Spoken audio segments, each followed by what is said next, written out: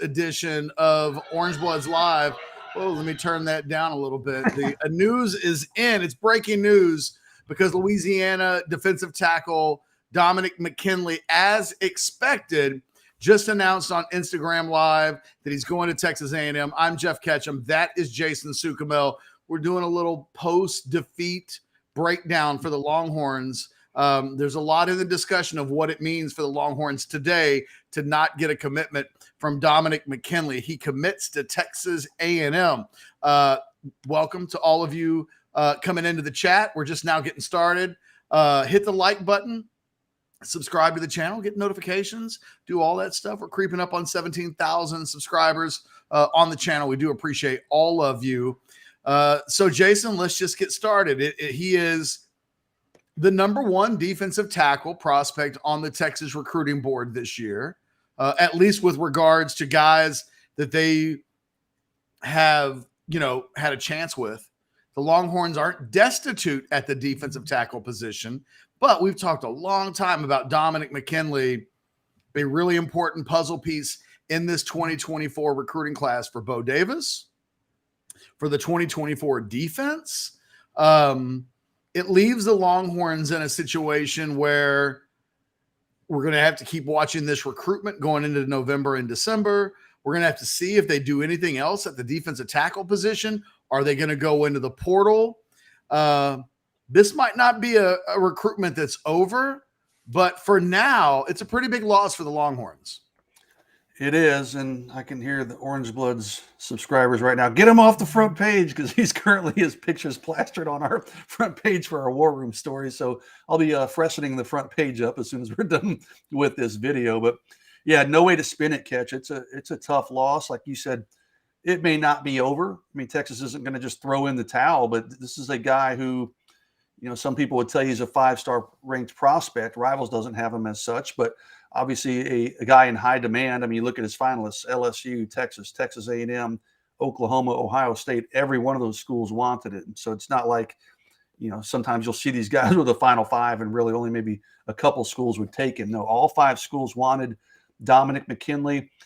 And, you said it's not the end of the world. Texas has 2 defensive tackle commitments in this class, in Dontre Robinson and Alex January, but I don't know where they go from here because it's a down year for in-state defensive tackles. I mean, Alex January was really the only guy that Texas targeted, and they got him, of course. But, they're going to have to keep working on McKinley. Like you said, they may have to look in the portal, see if some guys kind of bubble up in the States with strong senior seasons, maybe try to throw some lines into some more out-of-state guys. But, as I look at my recruiting board, there's really not anybody else out there that I think they can – just go after at this point. So tough head-to-head loss to A&M, and that's going to hurt for Texas. And you know what?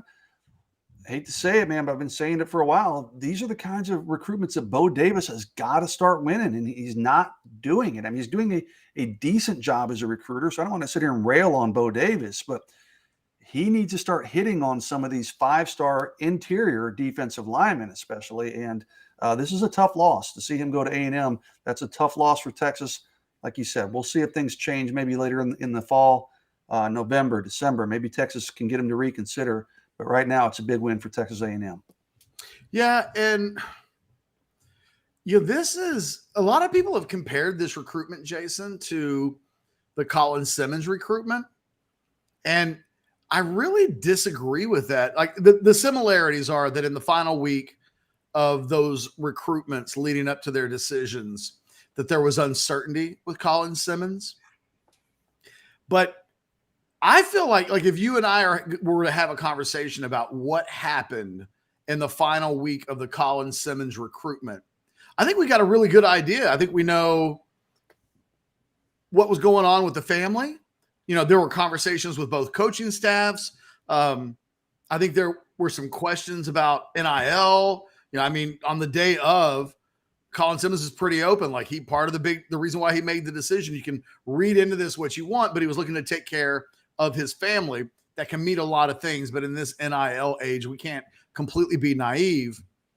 This one's a little bit different. And maybe it's because Texas ends up not being not just number one, but maybe they weren't kind of, if there's a recruitment it reminds me of, maybe it's Kelvin Banks, where how Texas felt seemingly internally about Kelvin Banks's recruitment before when he committed to Oregon. And on the day of, like, Texas really just didn't know that they were third and that A&M and Oregon were actually the top two, and even having Zoom meetings on the day before the announcement. I don't know that I can fully explain. If someone says, what happened with Dominick McKinley this week, I don't have a great answer. I don't either. And, part of that, a large part of that is because Dominick never talks to anybody. So it's been really hard to really understand what he's been thinking. I mean, there's been a lot of talk the last month or so about Texas, and I was part of that. But I mean, I've said it before, and I've said it in the war room, and I'll say it right now.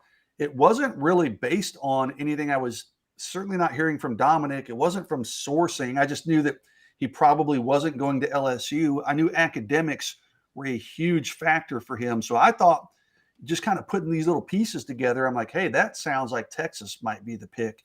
If academics, and A&M is obviously a good institution as well, but just knowing what was important to him, I thought it felt more like Texas than maybe Texas A&M or Oklahoma, maybe even Ohio State, because the distance there. So, but like you said, we don't know. I'll be curious to see, and I bet he'll talk now that this is out of the way. And I may hit him up at some point and when things calm down, just to see if he's still in communication with Texas.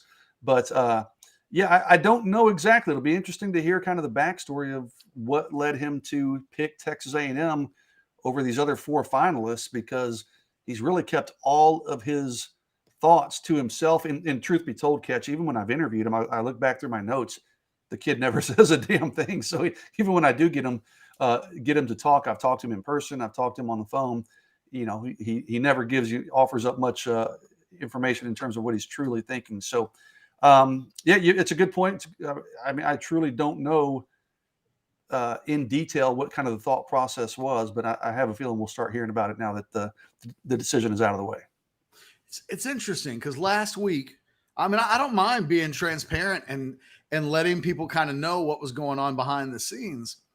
As recent as Saturday, I remember talking to one of our Orangebloods writers in an effort to get notes from the final scrimmage on Saturday. So this was a conversation with somebody who was watching the scrimmage on Saturday and able to give us notes. They were telling our Orangebloods writer who communicated it to me, Dominick McKinley's in the bag. We're getting Dominick McKinley. He's gonna commit on Friday. He's gonna be a Longhorn. We've been seeing other people in other media outlets put in their versions of future casts and crystal balls and whatever the hell an RPM is. I think that's what it is. Forgive me if it's something else. And I was like, okay, there are people behind the scenes that you would think would know what's going on. They're confident in Texas. Other people in the industry are for Texas. Nobody else was like presumed to be the favorite. I mean, it wasn't like it was real quiet around A&M the whole time. But Oklahoma, they kind of felt good, but everybody was wary of Texas. So I call up my number one source, who's always, he's always been right. And in this instance, he was like, I don't have a good feeling for McKinley. Like, I don't know. It was kind of like, I don't know what to tell you. But I don't see it, is basically what he was telling me. So I conveyed that in my 10 thoughts from the weekend. I was like, look, I'm going to put in a future. I felt like, you know what? He's a big enough prospect. I have to enter a future cast. And I instead of holding off and thinking to myself, I should wait to hear from my absolute best recruiting source, who at this point has never been wrong that I can remember. I get a hold of him. I can't remember if it was Monday or Tuesday, but he was like, I don't have any confidence. And it was like, uh-oh. Oh, crap. I just put in a future cast. And now someone that I think would absolutely know is like, I don't have any confidence that he's going to commit on Friday. What was being conveyed to me very early in the week, Monday, Tuesday, Wednesday, was we think this is going to be a November, December recruitment. We think he's only committing because he wants to have a distraction-free high school football season. But Texas didn't make a big push. They just didn't. At least that's what I was told. And I was told the Texas staff feels like this will be a recruitment that's decided late. And there was almost a waving of the white flag that they weren't going to get him today. But there's still a reflection of confidence behind the scenes that come November and December, Texas feels like it'll be right back in the mix and potentially will even win this recruiting battle. But interesting that there were so many people who maybe just didn't, maybe when we talk about sourcing, right? Level 1, level 2, level 3, we always joke about it. Maybe these are a bunch of people who are getting like level 3 information, but there got to be so much of it. And so many schools seem to think Texas was going to be the pick that it just became kind of an urban legend because I'm kind of stunned that my number one source, and he maintained this. I mean, Jason can attest to this. We would talk about it. This was for weeks. It was like, well, there hasn't been any NIL conversations. There are steps in the recruiting process that Texas really didn't have with McKinley. And we don't know if he had those with the other schools that were recruiting him, but we know with Texas, this was playing out a little bit different than, say, the Colin Simmons recruitment. The whole thing's just really interesting to me. This is a unique recruitment from my estimation, Jason, with the other recruitments that we've been covering so far in the 2024 recruiting class. I was told that he did not have those NIL conversations with at least 2 other schools. Now, I don't, full disclosure, A&M wasn't one of them. So maybe he did have those conversations with A&M. I don't know. I didn't hear that he did. I didn't hear that he did not have NIL discussions with A&M. Recruiting just kind of sometimes has a snowball effect. Like one person hears something, and then it just kind of spreads like wildfire, and then it becomes almost a truth. Well, I wrote about it last night. I said, nobody truly knows what McKinley, and people will act now like they knew all along. Nobody truly knew what McKinley was going to do over the last several weeks. I mean, you put in your 10 thoughts and you put your future cast in on Sunday. I was going to do the same on Monday. I think I even joked with you and Chad. I was like, hey, I hate that your column comes out before mine. But then Monday afternoon is when I first started hearing A&M buzz, and it was coming from out of Louisiana. Brian Kelly had his press conference. A lot of the chatter there just seemed to be pointing towards Texas A&M. I started hearing that, but even then I was like, man, I don't know how much I believe that. Jason, I got to say that was the moment for me. Yeah. I was like, oh. Well, I remember you said to me, damn it, I wish I didn't put my future. Yeah.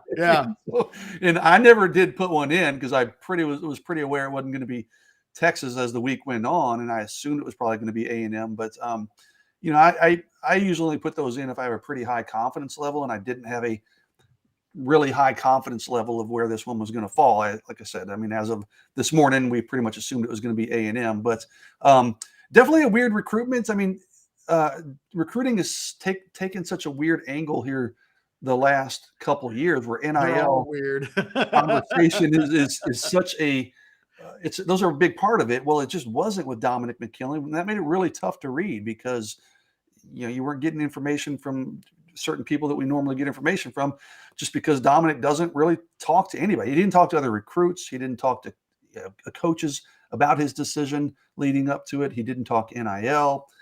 Didn't talk to media, obviously. So very unique recruitment. And I get it, man. Like what you said, hey, Texas feels like maybe they'll have a chance late in the process to flip him. Maybe he just wanted a drama-free senior season. Has his first game tonight, ironically playing against Melvin Hills, a Texas commitment, will be on the other side there tonight. But they wanted maybe you wanted a drama-free recruit or drama-free senior season. I get it. So maybe Texas can come in November, December, try to work something out, maybe get him to flip his commitment. But you'd rather be playing from where A&M is playing right now, trying to hold on to that commitment than trying to flip his commitment late. So, just a unique situation. It's been a really tough one to track, tough one to really pin down. But kudos to Dominick, I guess, for doing a good job of. Yeah, congratulations on his decision. Like you and I, ultimately, we just want guys to be happy and go wherever they feel comfortable. And every time a young man makes this decision, pat him on the back. It's a tough one. This comes with a lot of pressure. So hopefully for him, I just don't root for these kids to go places other than like, it's always good for Texas and us and Orangebloods when Texas gets these guys. But personally, we all want the kids to be happy. Jay Ward asks, so is this an Anthony Hill type situation? Texas seems to think that it is. And I've had people argue with me on Orangebloods about this because I've said, look, I'm being told they view this as kind of an Anthony Hill / DeAndre Moore type situation. And this may sound like revisionist history, but we were reporting in September and August, especially with Hill, that our sources were telling us October, November with Anthony Hill, but like, just wait.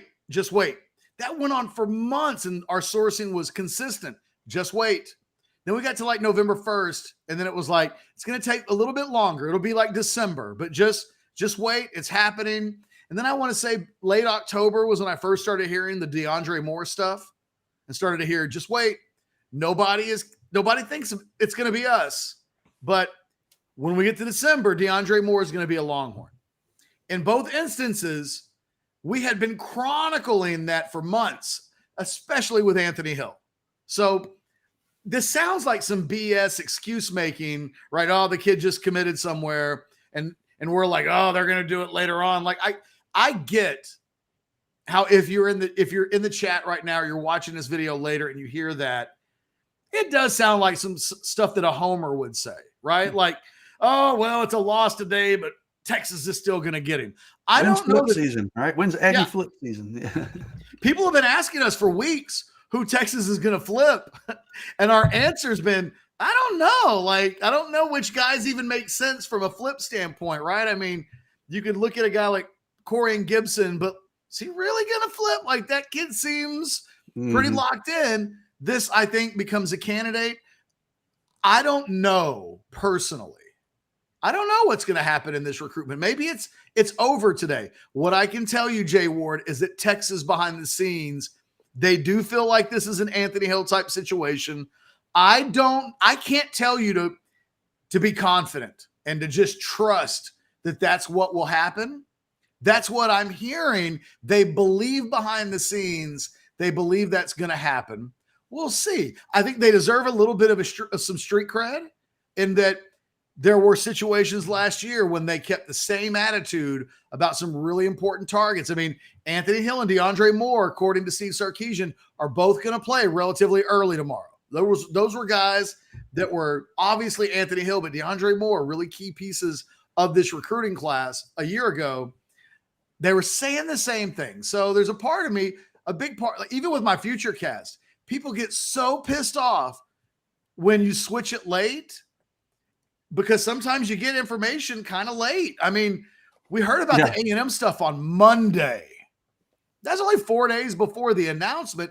I've decided to hold my future cast on Texas. I deliberately missed today. My future cast percentage score will go down. I've hooked my wagons to what the Texas people are saying behind the scenes. And if at the end of this, he ends up flipping to Texas, I'm going to take a huge victory lap. If somebody mark this tape, right? Yeah, this video. If he stays with A&M, though, Jason, the next time I hear someone from Texas say, just wait, we think this is going to be a November, December recruitment, and just wait, patience, we're not panicking, I'll go, well, you said that about Dominick McKinley, and it didn't come true. But so far, they've been like spot on. So I'm taking a little bit of a chance that in 3 months from now, that kid's going to decommit from A&M, open up the process, and eventually pick to Texas. But I think the math says I'll probably be wrong. There's a lot that will go into that. I mean, NIL discussions will have to come into play. Probably both teams' performance on the field will have some bearing on that if it comes to fruition. Just knowing what I know about Dominick McKinley and his family, his mother, I don't know. He doesn't strike me as the type that's going to be wishy-washy easily, okay, and waver easily. Like you said, that source has been pretty spot on for you when he's made these claims in the past. But I think Dominick McKinley might be a little tougher to flip than some of those guys that we talked about from last year's cycle. Can it happen? Absolutely. Like I said, there's different variables that will play into that. But he's just kind of a no-nonsense kid. I mean, he doesn't really care about the media attention and the spotlight and just some of the things that a lot of other kids his age do or recruits his age care about. So, he just might be the type that just says, you know what, I just don't want to deal with it ever again. I'm just glad it's over. Let me go do my thing at A&M. We'll see. We'll keep tabs on it, obviously, if something heats up. But I think he might be a tough guy to flip just based on his personality and his family. We had Adam Gorney on the show yesterday on our House Divided show with Chad Hastings here on Orangebloods Live. And even Gorney was like, I don't really read a lot into this commitment. Gorney seemed to believe, and I think he got a whisper of this maybe from the kid or someone in the family early in the recruiting process, that the timing of this commitment has everything to do with the high school season and wanting to be able to focus. I think, that is the program he plays for is typically a state championship contending type of program. So I think there's a sense when at least even the recruiting industry guys, national guys, are thinking, let him play his season. And then as soon as the season is over, his recruitment will just be one to watch. Like maybe it doesn't. Maybe this is it. I mean, look, we've seen Texas kids give early commitments, and we've been convinced like, oh boy, we're going to get to November and December and anything is possible.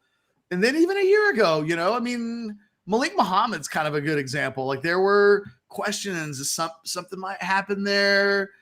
There was Ryan Niblett. There were some guys that I don't think we would have had cold feet or second thoughts or toying around with Houston or whatever. Mm-hmm. So I don't know. We'll see. I think from a 30,000 foot up perspective. And by the way, Blake, do we need to give a shout out to Mojo? I know you had that up earlier. Yes, no. Let's make sure we mention Mojo Insurance, the sponsor of this breaking news segment of Orangebloods Live. It's real simple. Go to mojoinsurance.com. They have a special Orangebloods section on their website. Fill that out. No sweat off your back. They're going to try to find out if they can save you money on insurance.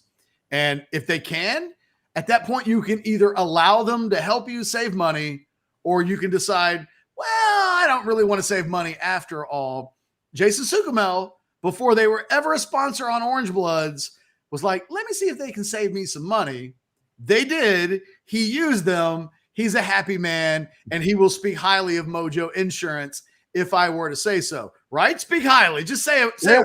Hey, like you said, I hit them up before they were ever a sponsor. So that's absolutely true. And they did a lot of hard work for me and jumped through some hoops. And I mean, just a really good group. And I mean, I keep saying it, and you've said it's a no risk proposition, man. I mean, the worst that can happen is they're going to say, hey, you've got the best rate out there. But more than likely, they're going to find you probably an insurance carrier that's going to save you. Congratulations, you did. Of all of the options, you won the lottery. Yeah, no. Maybe you won the lottery, maybe you didn't. Scan that QR card right there. Find out. Hey, let us know if it doesn't work, if you fill out the form and they're like, we can't save you money. I dare you to do it. And then if I'm wrong, you can come back and be like, hey, they couldn't save me money. We're that confident that they will save you money, that I throw that challenge out there. Back to the 30,000 feet up stuff, Jason. Texas has to get better at the defensive tackle. There's a question about Jay Ward's asking if Alex is off today. He is. It's kind of a coincidence. We were not going to have a show, but then Dominick McKinley. This is just going to be a recruiting. We're going to wrap this up shortly, just so you know. We're not going to do an hour on Dominick McKinley today. But Alex is off. He had a prior engagement this weekend before we. I don't know who I just. Oh, so there we go. Alex is hunting. I don't know, man. It's 98 degrees outside right now. I don't know that I want any part of hunting today. But yeah, Alex had a trip, the last thing you could kind of do before the football season starts tomorrow. Big day for all of us at orangebloods.com. I do want to mention, watch along show at 2:15 with me and Chad Hastings. Post-game show directly afterwards. I'll probably drag Jason Sukumel into the post-game show like we did a year ago. You'll get like 30 minutes from us, and it'll be Rice tomorrow. So it should be nothing but, celebration of a dominant performance. Better be for all of our sakes, right? It better be. I was trying to think of what the score would need to be tomorrow at halftime to get people pissed off. No, I don't even want to think about it. 21-7, and I think Orangebloods is on fire. Damn it, Catch. It's week 1. Do we have to really start thinking about that already? Come on. Well, it was kind of a joke because we do expect. I mean, I've got a 55-10 prediction on that game. So we are expecting domination. We'll see. But I think Texas, just to wrap up the conversation with Dominick McKinley and defensive tackle recruiting, and before Money B says, any Bo Davis thoughts? Yeah, I touched on it earlier. I think he's got to be better, honestly. I mean, he's been good, but he needs to be great for Texas to be great in the SEC, and he hasn't been great just thus far. I mean, I've said it before. He's taken large defensive line classes in terms of numbers a couple cycles ago, but you've got to start hitting on some of these truly elite of the elite players if you want to have a consistent championship caliber team. And a guy like Dominick McKinley would have gone a long way towards kind of helping that recruiting reputation of Bo Davis. One thing you can talk about Bo, he's done a great job of developing talent. Okay, but he needs to start landing some of these 5-star guys and then developing them into potential first-round type picks. He just hasn't been able to close on some of these guys. There we go, Jay. So we're going to get you. I know you don't even want it necessarily. We're going to get you a daily show. Is that my mom on there, Money B? Is that my mom's handle or something? You have Money B's mod vote, which is incredibly valuable once mod voting takes place. Just we're going to add more responsibility, Jason, and just see what happens. You'll love it. Portal. They got to go into the portal if they can. They got to find an A.D. Mitchell in the portal. That's a defensive tackle. Man, a defensive tackle. I mean, the A.D. Mitchell situation was so unique, him wanting to come home and having a child. I mean, that thing just kind of fell into place. Not many schools are going to let a true game-changing defensive tackle, you go get a Trill Carter, all due respect to Trill, but finding a game-changing defensive tackle, that's going to be really tough, man. And even if it happens, it doesn't change my stance that Bo Davis needs to be better at recruiting the elite interior high school defensive linemen. I don't know. I just think that's going to be tough.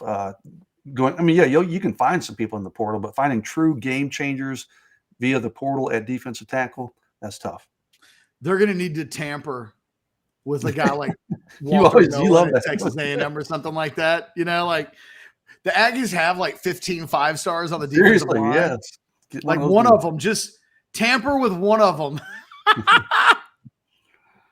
Yeah, I say that tongue in cheek. No, I'm not. Every school does it. Who we kidding, Catch? I'm not an advocate for breaking. Like, I'm okay with the gray area. Both feet in the gray area. Make the NCAA do something. Yeah, Texas has got to be proactive on the portal front because this will be the last question I wanted to ask you. And we'll wrap it up after this. Of the guys, so. Let's look at next year, 2024. Let's lay out the defense. There you go.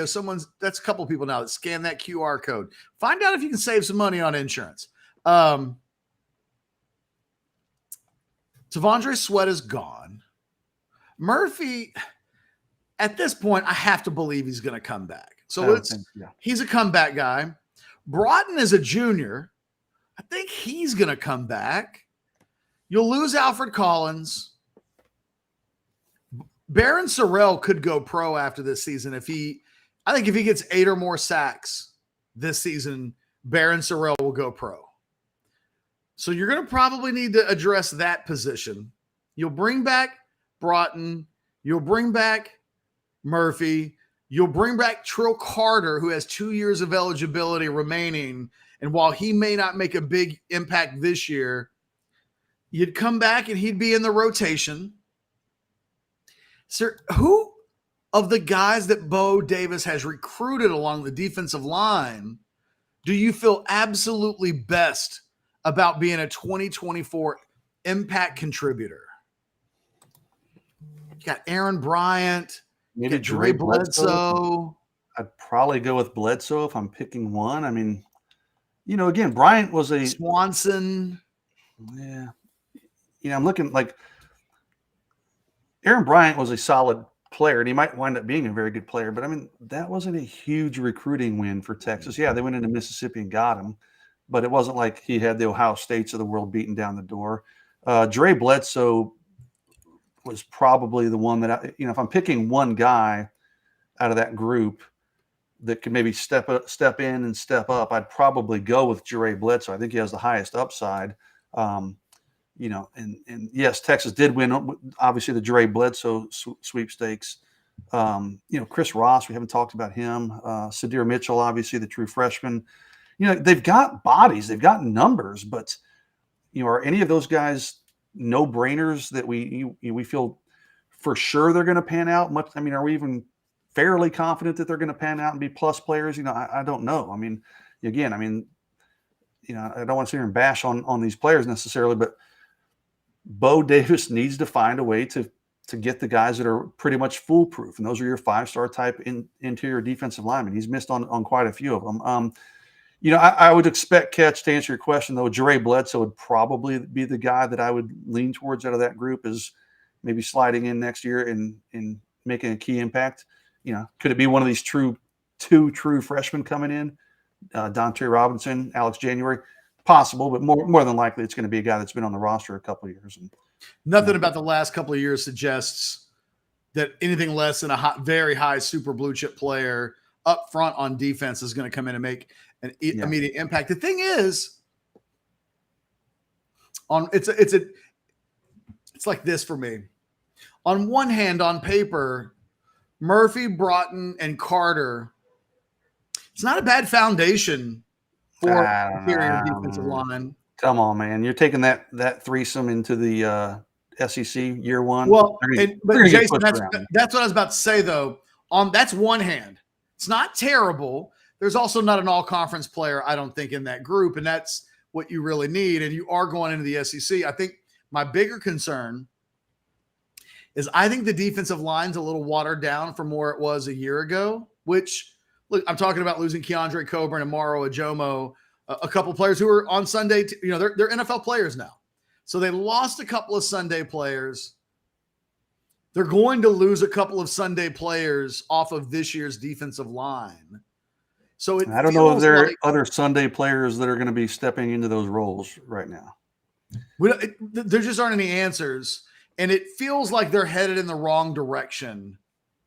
Feels like last year's interior defensive line, like that, you could take that into the SEC. Couple of NFL guys are your starters. Couple of future NFL guys are your backups. Like that's kind of what you want. If they don't do anything dramatic in the portal, if they aren't flipping McKinley, and I don't even know that McKinley is an instant impact guy, but he would certainly have the recruiting pedigree that suggests he gets in the rotation or something like that.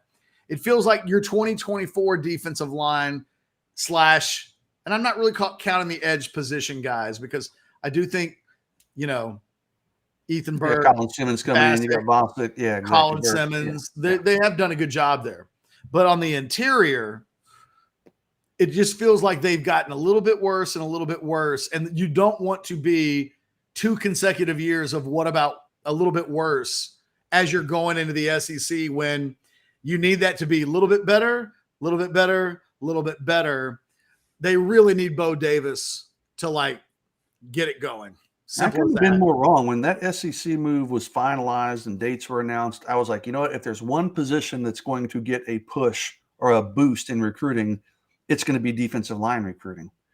Because those guys want to play everybody wants to play in the SEC, but particularly defensive linemen feel like they want to play in the SEC. We haven't seen the boost that I thought Texas would get in terms of defensive line recruiting. Todd, you're right. I mean, if A&M loses McKinley today, it's like, oh, well, we'll have to get by on our other bazillion 5 stars on the defensive line. And even Oklahoma gets a commitment from David Stone. So that in itself kind of reminds me of when LSU lost Colin Simmons, but they picked up Caden Durham 5 minutes earlier. So it was like, well, how upset can you be? Like you did just, and oh, by the way, LSU recruits pretty well up front on the defensive line at the edge position too. Todd, you're 100%. Like if you had other elite players, you can survive these type of recruitments. When you don't, it stings even more. And we'll wrap it up. I mean, ultimately, Texas has got to put the pieces back to Humpty Dumpty together again in the McKinley recruitment. They're not going to give up, but today the call wasn't for them. And so we'll see where this goes moving forward. We've laid out what Texas thinks could happen or will happen in this recruitment. It remains to be seen whether or not that's going to happen or not. I think there's a good chance, but I don't know that you want to go betting the mortgage payment on this. And if you're thinking that because we said that sources think that this is the way that it's going to go, that we're saying that's the way it's absolutely going to go. Jason's definitely not saying that. I'm definitely not saying that. Don't walk away from this video thinking that we told you absolutely in December McKinley is going to flip to Texas. I think there's a good chance it could happen. There's a long way to go, and Texas has a lot of work to do. Jason, any final thoughts? No, you've got a couple other announcements coming up. Zena Mozilla announced today that he's going to announce his decision next week on Wednesday. I feel pretty good about Texas's chances there. DeAndre Carter, a big offensive lineman out of Cali, is going to announce on Sunday. I don't expect that one to be Texas. That one's looking like Auburn. We continue to be on Kobe Blackwatch. I saw somebody mention him in the chat. So, oh gosh, Money B. I just drops that on me. Good recruiting visit or player. Let me think. Yeah, I'll give you one, Money B. Don't worry. I just got to pull one from the Rolodex. All right, I got one. You may have to speak for both of us. I'm trying to rack my brain for him, but go ahead. All right. So everybody remembers the DJ Williams, the running back. Hollis? Yeah, thank you. Albert Hollis. Everybody remembers that recruitment. My dog loves this story. Where Albert Hollis tells Hodges Mitchell that he's coming for his job, pissed off a bunch of Texas players. Texas players go tell Mac Brown, hey, we don't like this DJ Williams and this Albert Hollis guy. We don't think they're going to fit in. Mac had kind of made the decision during the middle of the visit. They told Albert Hollis that they were going to recruit him as a safety instead of a running back as kind of their way of letting him down without it being too insulting. And then everybody remembers, I've told the story before, that they were out that night. I was a firsthand witness to this. DJ Williams and Corey Redding and the entire Texas football team were at the Side Street bar on 6th Street.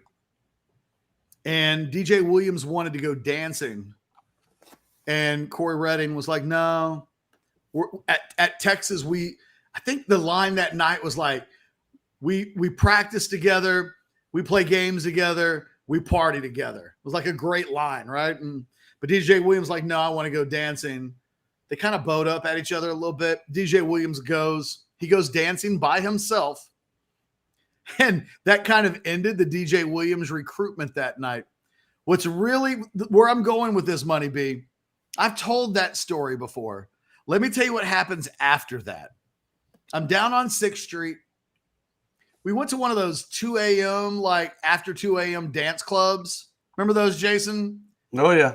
The night wasn't actually over. Just going to keep going. So we go into one of these clubs. I hang out in there for about 45 minutes. I walk out. I'm headed back towards 6th Street. And there's a current University of Texas not now, but then there was an active Texas football player who was walking the streets with his shirt off.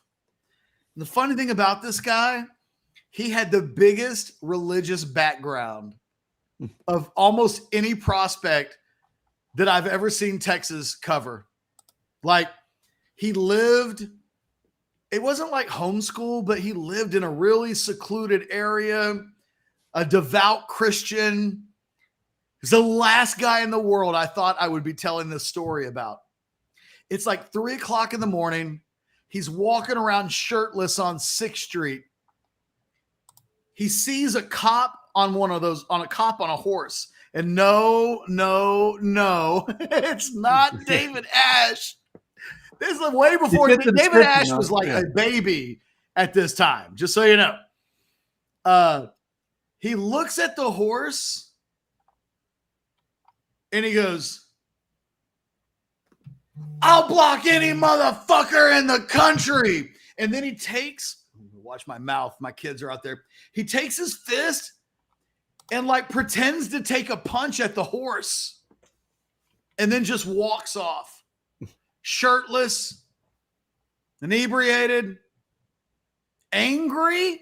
Like at 3 o'clock in the morning, he just announced to nobody in particular that he would block anybody in the country. He almost took a swing at a horse and then he left.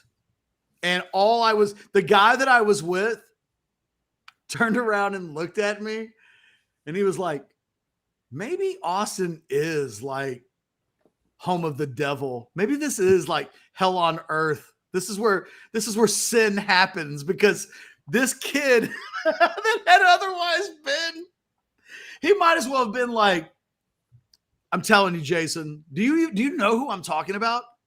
I'm pretty sure you've told me before, but I can't bring it up now. This was a guy that eventually played a little bit for Texas. Like, it wasn't like some backup scrub. Yeah, no, that happened. And I've never forgot the sight. I always wondered what had happened had he punched the horse. I've always wondered. Someone said Major Applewhite. No, it's not Major. Again, the comment was, "I'll block any." Yeah, that's exactly. Block. He'll block. Just so you know, we've had 2 guesses so far, both of them quarterbacks. He'll block any MFer in the entire country. And no, I don't know that Majors taking practice swings at horses. That's my story. It's the one I'm giving you today. It involved a little DJ Williams, a little Albert Hollis. The back end of that. The funny thing is, I ran into that one more added piece to that. This weekend was so out of control. A few weeks later, before the Cotton Bowl that year against Arkansas, remember, like 4 Longhorns got suspended for failing drug tests. One of those players I saw on 6th Street, and I told him, I was like, "Yo, DJ Williams is missing, I think." I'm just letting you know. We literally just bumped into this guy, and he asked us what was going on. And I was like, someone told me that DJ Williams is missing. This guy was so blazed out of his mind. He said, "Who's DJ Williams?" And I was like, "Isn't he the kid that you were like partly hosting? Like, he was with you earlier tonight." And he was like, "Oh, yeah, no, I forgot that guy." And then 3 weeks later, when the announcement came out that 4 players had tested positive for drugs before the Cotton Bowl and got thrown out, I knew one of the names before I saw the list, and I was right. There. All of that happened in one night. Back in the days when I was a whippersnapper and was on 6th Street. Was that the Cotton Bowl? Gosh, I'm getting my years mixed up. Where Texas and Arkansas played, and it was January 1, 2000, like the yes. I thought the world was coming to an end. Yeah, okay. I covered that game, and I was with a magazine back then, and that was the Houston Nut. Yes. Game. Yeah. I spent that New Year's Eve in Dallas with our buddy Joe Allison and another guy, and I won't tell you what we did, how we bring the New Year in, but it made for a long that game. And then I get to the game, and they're like, "Oh, the press box is full. You have to sit in the stands." And I'm surrounded by Arkansas fans. I'm there in a working capacity, just completely hungover, and yeah, that was a wild night, and just not a fun game to cover. So. All right, last question, basically, because Michael Simpson's one of my favorites. He had a super chat question earlier. What Sark's flip strategy? NIL, hoping A&M implodes again. A&M not developing all those 5-star defensive linemen, getting back on campus and roll out the red carpet. Probably all of the above, but if I'm ranking them, I'd probably go NIL first, A&M imploding second. I don't know if they'll be able to get them back on campus because it's tough during the season. Maybe that would obviously be huge if they could, and then the developing 5-star talent. But I certainly think NIL and A&M not having a great season could certainly impact things. Yeah, I'm with you. I think that certainly at the front of the line is to eventually there's an NIL discussion, and I think even though A&M is a school that I would call a superpower, a super heavyweight in NIL along with Texas and Georgia. Texas probably has a better reputation behind the scenes of like hitting their promises. Even A&M's had a few NIL situations where kids haven't exactly had the NIL situations go as expected. And that has not happened with Texas that I'm aware of. And I think Texas actually behind the scenes takes a lot of pride in the fact that there's no egg on their face that they have to worry about in recruiting with regards to, hey, I mentioned it with Jordan Addison and USC last year, where it was like there was talks of $2 million and $1 million. And then in the end, he got much less than that, than what everybody thought USC was going to put on the table for him. And, don't think that happened without a few hard feelings. All right. And no, it was not Derek Dockery, but good guess. Just so you know, not Derek Dockery. That's the end of the guesses. I will neither confirm nor deny any other names. For myself and Jason Sukamel, hit the like button, smash that subscriber button if you haven't already done so, please, and get notifications. Until tomorrow, when we go live, I'll be on the air a long time. Because we get started at 2:15, and then the post-game show, I'll be busy tomorrow. It will be a busy day on Orangebloods. Sign up if you're not already on the website. Other than that, we're going to go enjoy the rest of our Friday.